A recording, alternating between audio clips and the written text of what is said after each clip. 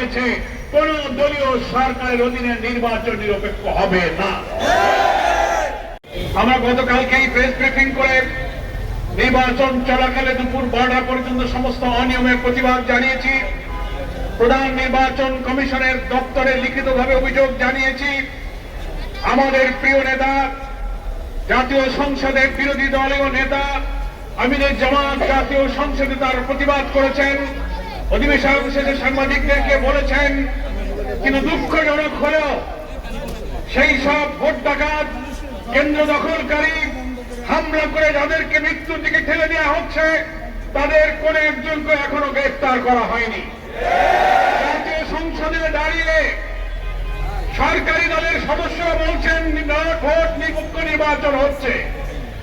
আবার প্রধান নির্বাচন কমিশন তার কার্যালয় থেকে দুঃখের সাথে আমরা লক্ষ্য করলাম, নির্বাচন চলাকালে এত কিছু বলার পরেও তিনি ব্রিফ করে বলছেন সেখানে নির্বাচন শান্তিপূর্ণভাবে হচ্ছে।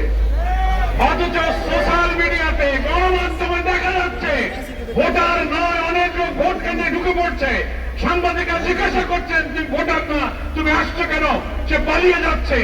ভোট কেন্দ্রের মধ্যে বাস্তব বিরিয়ানির প্যাকেট প্রার্থী ঢুকে দেখছে, ব্যালটে সিল মারা, জিজ্ঞাসা করছে বিরিয়ানি বুঝে কোনো বিবৃতি দিতে পারছে না। বহু ছবি সোশ্যাল মিডিয়াতে ছড়িয়ে পড়ার পরও কি করে সাংবিধানিক পদে অনুষ্ঠিত প্রধান নির্বাচন কমিশনার বলেন যে সেই নির্বাচন নিরপেক্ষ হয়েছে?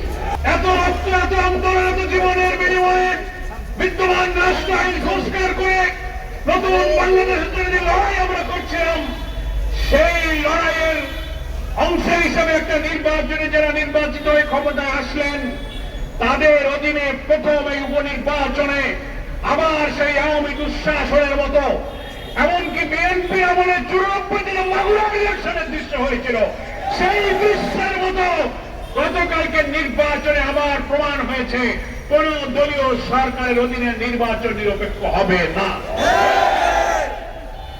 আমরা প্রধান নির্বাচন কমিশনারকে বলব, আপনি এই দুইটি আসনের নির্বাচনকে বাতিল ঘোষণা করুন। অনিয়ম, গুরুতর অভিযোগ সোশ্যাল মিডিয়ায় ছড়িয়ে পড়ার ছবি প্রমাণ করে সেই নির্বাচন একতরফা ভাবে বিএনপির প্রার্থীরা দখল করে তারা কেটে কেটে ভর্তি করে নিয়েছে। এই নির্বাচন আমরা মানি না, নির্বাচন বাতিল করতে হবে। এই দুইটি আসনে পুনর্নির্বাচন দাবি করছে।